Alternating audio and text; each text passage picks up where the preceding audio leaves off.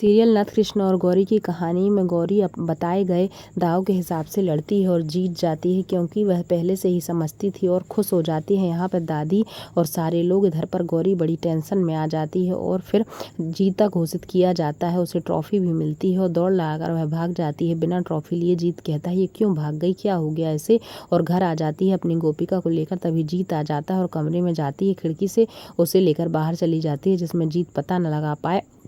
कहती है कि गौरी ने मेरे साथ ही क्या किया, अपनी मूछ निकाल देती है। जीत को खटखटाता देखकर वह बाहर निकल जाती है और अपनी सहेली को भेज देती है। कहती है मेरा घर नहीं है। और फिर जीत कहता है तुम कहाँ हो, आ जाओ बाहर, जल्दी आ जाओ। और वह गोपिका से कहती है कि तुम जाओ यहाँ से। और खुद जब बाहर आती है, खोलती है दरवाज़ा, तो कहती है क्या हो गया, वह बता देती है। कहती है मेरा घर है और मेरी सहेली है।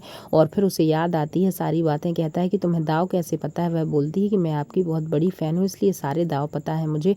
कहता है जीत की लाओ, मैं तुझे चोट लगी होगी, मैं तुम्हें लगा दूं दवाई। वह बोलती है नहीं, लेकिन जीत फिर भी दवाई लगाता है तो याद आ जाती है पहले की बातें और कहता है कि तुम मुझे ये चोट याद है और मुझे क्यों भूल गए, तुम्हें ऐसा नहीं करना चाहिए। वह धन्यवाद देती है। इधर दादी के पास आ जाती है गोपिका और सब कुछ बताती है। तभी मकान मालिक आता है, कहता है किराया दे दो, तभी मैं तुम्हें यहाँ रहने दूंगा। और फिर जीत सुन लेता है, कहता है कितना किराया है, जब किराया दे दूंगा तो फिर कुछ मत बोलना। मकान मालिक कहता है ठीक है, हमें किराए से मतलब है, हम क्यों आएंगे यहाँ पर कुछ बोलने, आपको तो रहने के लिए मकान दिया है। जीत बोलता है मैं भी आकर ला देता हूँ। तभी दादी को रोक लेती है।